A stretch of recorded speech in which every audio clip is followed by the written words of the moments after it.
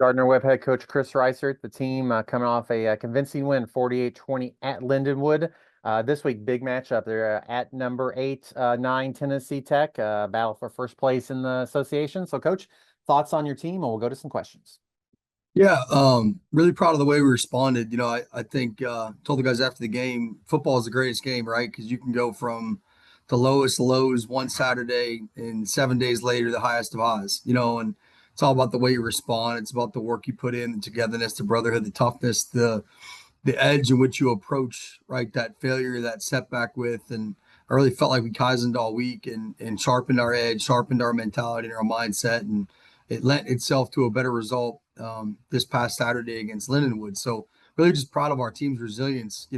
Football's hard. The season's hard. It's long. It's a grind. There's ups, there's downs, and but to see them kind of weather a bad defeat, at home and to stick together and to rally. I was really, really proud of that. And, we think the world of Coach Stugart and Lindenwood. And so, really well coached football team. They play it the right way. They play their tails off. And so just a chance to get a win over those guys was pretty cool.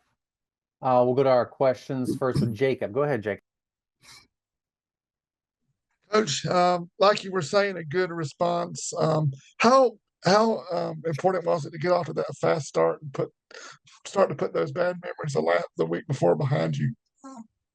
Yeah, no, I think it was a big deal. I think our guys were eager to get going, and we started fast, got a good stop, and were able to kind of put the ball in the end zone in that first drive. And I think that made a big difference in terms of setting the mentality and setting the edge. And then we were able to kind of keep piggybacking after that.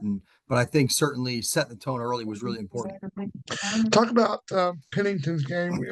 He had a big bounce back game as well. Was that more along the lines of the quarterback that you saw during spring practice when there was a quarterback battle and what you've come to expect? So I think it was more a product of Cole getting the opportunity to operate in the offense the way that he's used to. I think the when we played Martin, there was a lot of unknown. We didn't know what the situation was going to be, and neither did Cole. And so this week, we were really able to kind of settle in and develop a game plan for Cole and what he does really well. And I thought we put him in a better position. The first week, I think that was more me maybe not putting him in the best position than it was him not executing.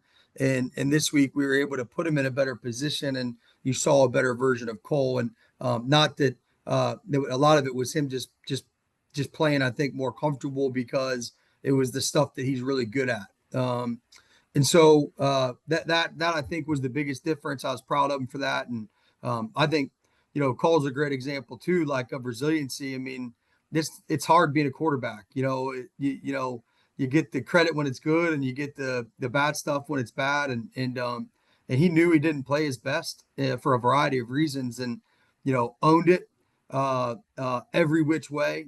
Took accountability and just got better and went back to work. And I think that screams of a guy that's a leader and the guy that you want taking the snaps. And so really proud of him and thankful for his resilience and development over the last 7 days and really over the last 6 months.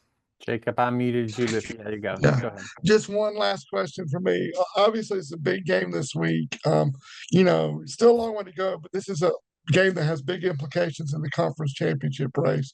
This and you're having to go on the road. So, what are the keys to the game this week, and how are you going to? What do you need to do to come out with against a team that's a very, very good side in Tennessee Tech? Yeah, no, they're a good team.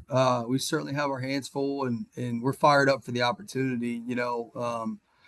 Certainly they've proven themselves to be a dynamic group. Offensively, I think they're talented at every position. Have a really good group up front. They play together. They play hard, play with an edge. The backs are really, really hard to tackle. The quarterback, is able to get the ball where it needs to go, creates with his legs, really, really accurate.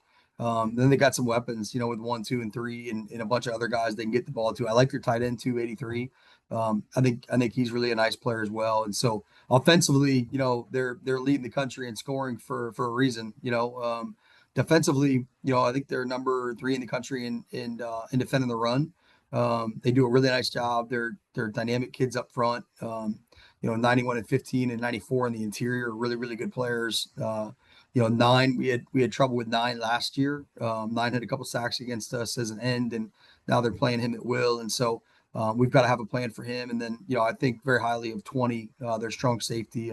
I think he's a really, really good football player. And in the back end, they've got some talented kids. But 20, I think, is a really good football player, but has tremendous feel. You could tell he's really a coach out there in the field. And so really impressive unit. Their special teams do a good job as well. And so, we understand fully, Jacob, of what this is, a really high level quality football team.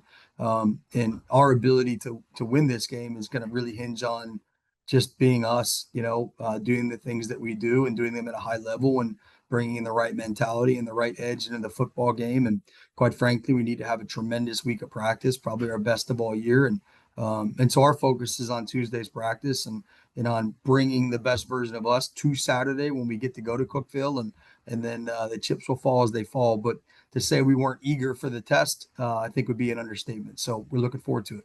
Got one last question, Coach, and we'll let you go. I got to ask about their rushing attack, your rushing attack, the two best in the conference. And then this past weekend, your dual-headed threat, Carson and Kason, 119, 111. Carson found the end zone 4 times. He now leads the country in rushing yards per carry. Just a little bit about that rushing attack of yours. Oh, that's cool. I didn't know that about Carson. That's a cool little stat. Don't tell him. We'll tell him after the year. But no, it's they're I think they're the number 1 rushing team in the country, right? And I think we're in the top 20 or something like that. And so certainly we believe in our ability to run it, as I know they believe in their ability to run it. And so I think it'll be a battle of wills. And so, but I think they're a really, really talented football team that does a really, really good job schematically. And so, fired up for our guys and their opportunity to go compete against, what I consider to be a really high level football team, but really excited for Q and Carson too. In our offensive line, I mean, I try and mention them as much as possible, right? So you're like, Coach, we got to get off this call, but I'm going to give you their names. Andrew Threet, the left tackle, right? Then you have Aaron McKeever at left guard and Luke Rector at center and CJ Dawson at right guard. And then Will Fitzpatrick at right tackle. Those guys are playing lights out. So excited for them, and hopefully we can keep it rolling this week. 7.59 yards a carry for Carson. That's cool. Yeah, good for him. He's a dynamic kid. Coach, and the 4 touchdowns were tied for the most by any player in a game this season too. So Nice. appreciate your time. Best of luck this weekend. We'll talk to you again this time next week. Thanks, Kyle. Thanks, Jacob.